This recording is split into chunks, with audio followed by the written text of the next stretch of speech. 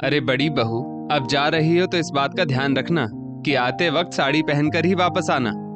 शालिनी जी अपनी बहू अपर्णा से कहती है। अपर्णा बोली, जी माँ जी, मुझे याद है।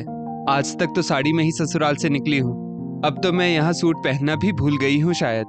वो बात अलग है कि मायके जाती हूँ तो भाभी के कहने पर पहन लेती हूँ। शालिनी जी बोली, इसलिए कह रही हूँ, बाहर जा रही हो तो कहीं बाहर की हवा लगे और तुम इस घर के नियम ना भूल जाओ। चलो ठीक है, अब जाओ। इतना कहकर शालिनी जी ने बेटे बहू को विदा किया।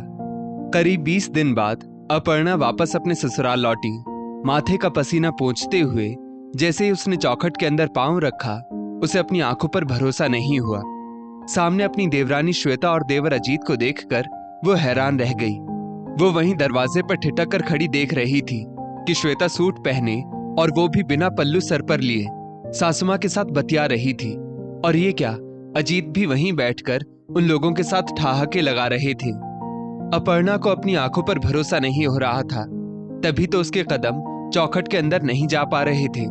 ये नजारा देखकर वो सोचने लगी, अभी 20 दिन पहले जब वो मायके गई थी तब तो इस घर के नियम कुछ और थे और ये सूट सलवार का तो नामो निशान नहीं था। जाते समय तो सिर पर पल्ला रखने का रिवाज था। फिर 20 दिन में ऐसा क्या हो गया कि शालिनी जी का इतना हृदय परिवर्तित हो गया और देवरानी ने सूट पहन लिया। तभी अपर्णा के पति अमर भी सामान लेकर आए और सामने का नजारा देखकर वो भी चुपचाप खड़े हो गए। अचानक श्वेता की नजर अपर्णा पर पड़ी तो उसने कहा, अरे जेठानी जी, जेठ जी, आप लोग आ गए। आप लोग दरवाजे पर क्यों खड़े हैं? अंदर आ जाइए, आप भी इस घर की बहू हैं। साड़ी के पल्लू को ठीक करते हुए अपर्णा अंदर आई और सासू मां के पैर छूकर उनका आशीर्वाद लिया और हाथ पैर धोने कमरे में चली गई। अपर्णा के साथ अमर भी हैरान था। मां का आशीर्वाद लेकर वो भी कमरे में गया और अपर्णा से बोला, आखिर एक शेर आज बिल्ली कैसे बन गया? 20 दिन में इतना बदलाव, ये बात कुछ समझ नहीं आ रही। अपर्णा बोली, जितनी हैरानी आपको हो रही है उतनी ही मुझे भी हो रही है। बैठे बैठे वो दोनों 5 साल पहले की बातों को याद करने लगे, जब अपर्णा अमर से शादी करके इस घर में आई थी। गर्मी का मौसम था और अपर्णा को ससुराल में साड़ी ही पहननी थी। और सबसे जरूरी बात जो दूसरे ही दिन शालिनी जी ने कही, बहू, हमारे घर का नियम है कि सबके सामने बहू सिर पर पल्ला रखती है, चाहे रसोई में घर का कोई दूसरा सदस्य हो या ना हो, पर एक बहू का पल्ला नीचे नहीं गिरना चाहिए। अपर्णा ने सिर झुकाकर उनकी बात मान तो ली, पर ऐसे में उसे रसोई में काम करने में बड़ी दिक्कत होती थी। एक रोज उसने अपनी समस्या शालिनी जी से कही तो उन्होंने कहा, बहू, तुम्हारे आने से पहले हम भी तो रसोई में काम करते थे, हमें तो कभी कोई समस्या नहीं हुई। अपर्णा बोली, मम्मी जी, बात वो नहीं है। मैं तो कह रही थी कि अगर मैं कॉटन के सूट पहन लूं तो वो काफी आरामदायक होते हैं, पसीना भी सोख लेते हैं और शरीर भी पूरा ढका रहेगा। अपर्णा अपनी बात अभी समझा ही रही थी कि बीच में उसका देवर अजीत बोल पड़ा, भाभी, हमारे घर में बहुएं साड़ी ही पहनती हैं, तो आप हमारे घर के रिवाज बदलने की कोशिश मत करो। और जिन घरों में औरतें साड़ी पहनती हैं उन घरों के लोग क्या गर्मी में खाना बनाना या खाना छोड़ देते हैं? वो औरतें भी तो रसोई में काम करती ही है ना, तो आपको इतनी क्या समस्या है? जो रिवाज है वो तो आपको निभाने ही पड़ेंगे ना। माँ, लगता है अमर भैया ने इनको हमारे घर के नियम बताए नहीं हैं। देवर की बात सुनकर अपर्णा ने सास की तरफ देखा तो शालिनी जी बोली, ऐसे क्या देख रही हो? अजीत सही तो कह रहा है, बेवजह तुम्हारे लिए हम हमारे रिवाज तो नहीं बदलेंगे ना।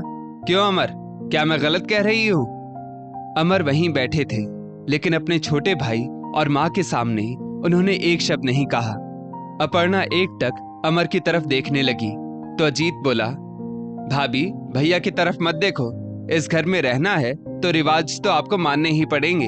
आपने तो फिर भी ये सब पूछ लिया और भैया तो चुप बैठे हैं। जब मेरी शादी होगी और गलती से भी मेरी पत्नी ने मम्मी से ये सब पूछा तो मैं तो अच्छे से उसे सबक सिखा दूंगा। अपर्णा खामोशी से रसोई में चली गई। वक्त बीता। ऐसे ही एक दिन अपर्णा अपने कमरे में पलंग पर बैठी थी। तभी शालिनी जी एक दवाई के बारे में पूछती हुई आई और उसके साथ वो भी पलंग पर बैठकर बोली, अरे बहू, जरा इस दवाई को तो देखना, बुखार की ही दवाई है ना। आज मुझे थोड़ा बुखार सा लग रहा है। अपर्णा दवाई हाथ में लेकर देख ही रही थी कि इतने में अजीत अपनी मम्मी को ढूंढता हुआ अपनी भाभी अपर्णा के कमरे में आया और बोला, वाह क्या जमाना आ गया है, बहू सास के साथ एक ही पलंग पर बैठी हुई है। भाभी, आपका और मम्मी का ओहदा क्या एक बराबर है जो आप उठकर खड़ी भी नहीं हो पाई? शालिनी जी ने भी अजीत को समझाना चाहा। अरे बेटा, इसमें बहू की कोई गलती नहीं है, वो तो चुपचाप अपने कमरे में बैठी थी, मैं ही उसके पास आकर बैठ गई। अजीत बोला, अगर आप बैठ भी गई तो क्या ये उठ नहीं सकती थी? सुन लीजिए भाभी, मैं अपनी मम्मी के सम्मान के साथ कुछ भी गलत बर्दाश्त नहीं कर सकता, तो बहू को बहू की तरह ही रहना चाहिए।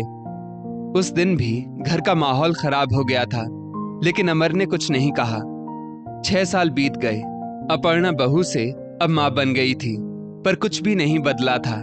कुछ दिन पहले ही अपर्णा के देवर अजीत की शादी श्वेता के साथ हुई थी, तब भी रिवाज यही था।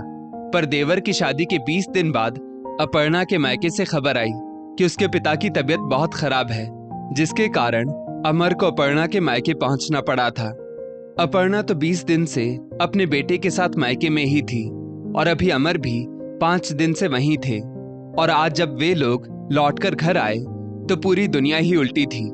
अभी दोनों पति पत्नी इस बदलाव को समझने की कोशिश ही कर रहे थे कि तभी शालिनी जी आई और लीपा पोती करते हुए बोली, अरे बहू, आजकल गर्मी बहुत ज्यादा तेज हो रही थी ना, तो छोटी बहू साड़ी में गर्मी झेल भी नहीं पाती, और फिर रसोई में कितनी गर्मी में काम करना पड़ता है और कितनी परेशानी होती होगी, तो इसलिए श्वेता ने सूट खरीद लिए।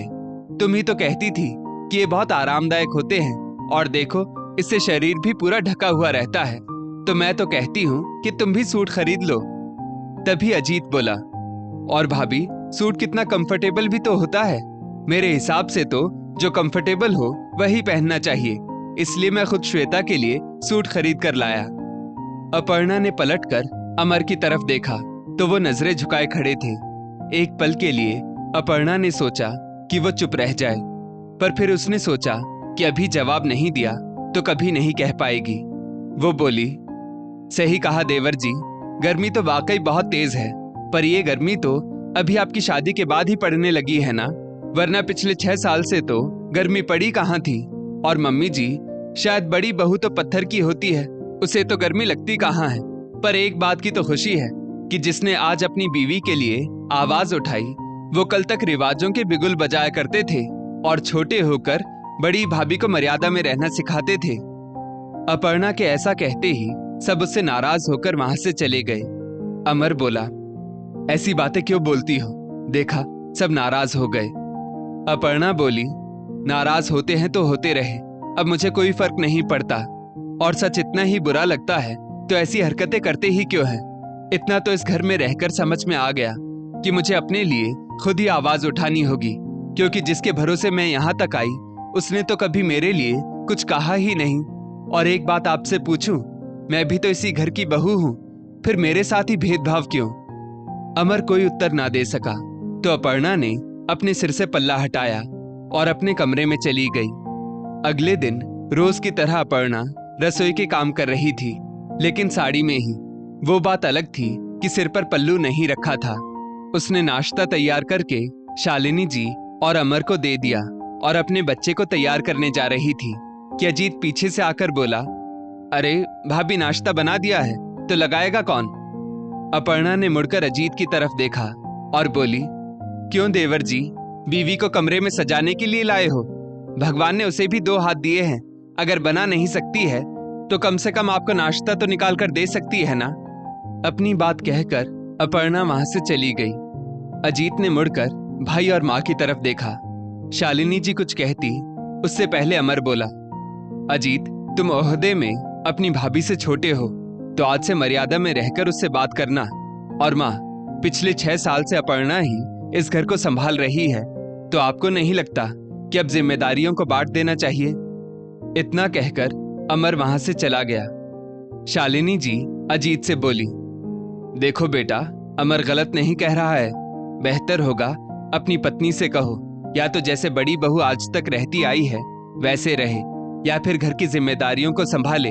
आखिर गर्मी और सर्दी बड़ी बहू ने भी झेली है, तो तुम्हारी बीवी को भी अब वो सब करना ही पड़ेगा। मैं अब और भेदभाव नहीं कर सकती, क्योंकि मुझे भी पता है कि बुढ़ापे में मुझे 2 रोटी बनाकर कौन देगा। तो मुझे तो अब माफ करो। राम राम। दोस्तों, इस स्टोरी को लेकर आपकी क्या राय है, नीचे कमेंट करके जरूर बताइएगा। और ऐसी ही और भी बेहतरीन वीडियोस के लिए हमारा पेज जरूर फॉलो करें। धन्यवाद।